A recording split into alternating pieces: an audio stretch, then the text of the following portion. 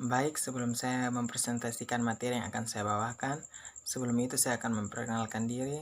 Perkenalkan, nama saya Omri Eljina Kono, kelas 2G Akuntan Sektor Publik. Di sini saya akan mempresentasikan tentang pendapatan nasional. Yang pertama, pengertian pendapatan nasional. Pendapatan nasional adalah jumlah nilai barang atau jasa yang dihasilkan oleh suatu negara dalam jangka waktu 1 tahun. Di sini pendapatan nasional dibagi menjadi beberapa bagian atau beberapa konsep pendapatan nasional adalah sebagai berikut.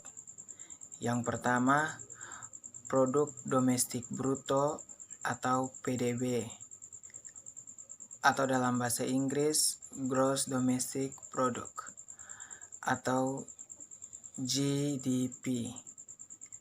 PNB adalah seluruh nilai uang dan barang atau jasa yang dihasilkan oleh faktor-faktor produksi milik warga suatu negara dan warga negara asing yang berada di negara tersebut, dihitung dalam jangka waktu 1 tahun. Yang kedua, produk nasional bruto atau PNB, dalam bahasa Inggris Gross National Product atau GNP. PNB atau produk nasional bruto adalah seluruh nilai barang dan jasa yang dihasilkan masyarakat suatu negara dalam waktu 1 tahun, termasuk barang dan jasa yang dihasilkan warga negara tersebut di luar negeri. Selisihnya disebut pendapatan neto. Faktor produksi terhadap luar negeri atau net factor income to abroad. Jika PNB atau produk nasional bruto lebih besar daripada PDB atau produk domestik bruto, maka akan terdapat pembayaran ke dalam negeri dan selisihnya merupakan pendapatan neto faktor produksi ke dalam negeri atau net factor income domestic. Negara sedang berkembang termaksud Indonesia pada umumnya, PDB atau produk nasional bruto lebih besar daripada PNB atau produk nasional bruto. Yang ketiga, produk nasional neto atau net national product atau NNP. NNP adalah jumlah barang dan jasa yang dihasilkan oleh suatu negara selama setahun. Rumusnya tercantum seperti di bawah ini. PNB sama dengan PDB kurang pendapatan neto faktor produksi terhadap. Yang kedua, NNP sama dengan PNB kurang penyusutan. Yang keempat adalah pendapatan nasional neto atau net national income atau NNI. NNI adalah pendapatan faktor-faktor produksi selama 1 tahun. Rumusnya NNI sama dengan NNP kurang pajak tak langsung. Yang kelima, pendapatan perseorangan atau personal income atau PI. PI adalah jumlah penerimaan yang diterima oleh setiap orang dalam masyarakat. Rumusnya PI sama dengan NNI tambah transfer payment kurang laba yang ditahan tambah pajak perseorangan tambah iuran jaminan sosial. Yang keenam, pendapatan disposable atau disposable income atau DI. DI adalah pendapatan yang sudah siap untuk dibelanjakan. DI digunakan untuk konsumsi dan tabungan. Yang ketujuh, metode perhitungan pendapatan nasional atau dengan rumus DI sama dengan PI kurang pajak langsung atau pajak penghasilan. Dibagi lagi menjadi 3 bagian. Yang pertama, metode pendapatan, yaitu menghitung pendapatan nasional dengan cara menjumlahkan pendapatan yang diterima oleh pihak faktor produksi dalam suatu masyarakat selama 1 tahun. Yang dalam 1 tahun itu termaksud sewa atau rentenir untuk pemilik faktor produksi alam. Yang kedua, upah untuk faktor produksi tenaga kerja. Yang ketiga, modal kerja atau investasi yang diterima oleh pemilik modal. Dan yang keempat, laba atau profit yang diterima pengusaha. Dengan cara menghitung menggunakan rumus GNP sama dengan R tambah W tambah I tambah P. Yang kedua, metode produksi, yaitu dengan cara menjumlahkan nilai tambah produksi barang dan jasa selama 1 tahun. Cara menghitungnya dengan menggunakan rumus seperti di bawah ini.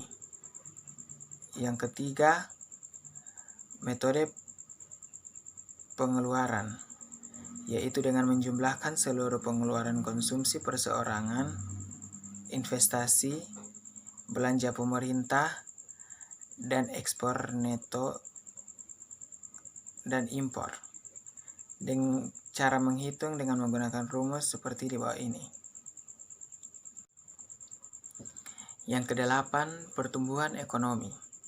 Pertumbuhan ekonomi yang tinggi dan berkelanjutan merupakan kondisi utama atau suatu keharusan bagi kelangsungan pembangunan ekonomi dan peningkatan kesejahteraan. Di sini, pertumbuhan ekonomi diartikan menurut para ahli. Yang pertama, menurut Putong, pertumbuhan ekonomi merupakan kenaikan pendapatan nasional secara berarti dalam suatu periode perhitungan tertentu. Sedangkan menurut Schumpeter, pertumbuhan ekonomi adalah pertambahan output atau pendapatan nasional yang disebabkan oleh pertumbuhan alami dari tingkat pertambahan penduduk dan tingkat tabungan. Menurut Kasnets, pertumbuhan ekonomi adalah kenaikan jangka panjang dalam kemampuan suatu negara untuk menyediakan semakin banyak jenis barang-barang ekonomi kepada penduduknya.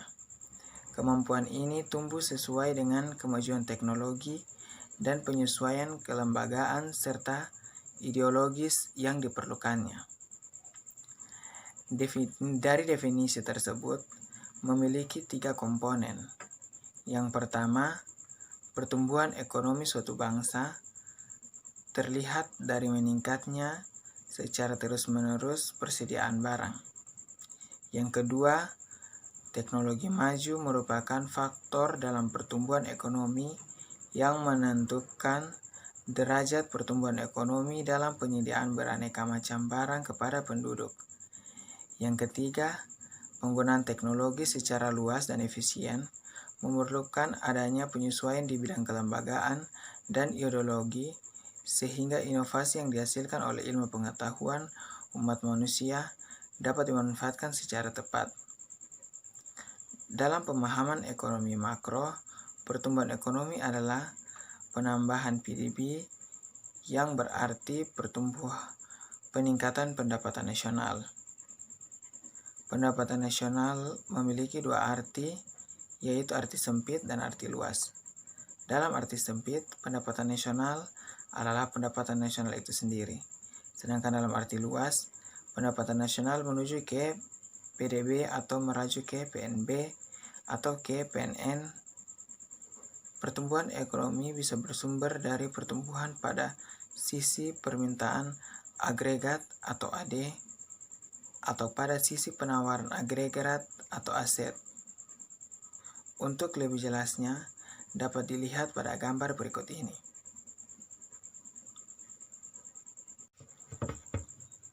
Berdasarkan gambar di atas, titik perpotongan antara kurva AD dengan kurva AS adalah titik keseimbangan ekonomi yang menghasilkan suatu jumlah output agregat atau PDB tertentu dengan tingkat harga umum tertentu. Output agregat yang dihasilkan dalam perekonomian suatu negara selanjutnya membentuk PN apabila pada periode awal T sama dengan 0, output adalah Y0. Maka yang dimaksud dengan pertumbuhan ekonomi adalah apabila pada periode berikutnya output Y1 yang mana Y1 dan Y0 melalui analisa gambar tersebut dapat dilihat bahwa pertumbuhan ekonomi bisa disebabkan oleh pergeseran kurva penawaran atau AE1 sepanjang kurva permintaan bagian A atau pergeseran kurva permintaan AD1 sepanjang kurva penerimaan bagian B.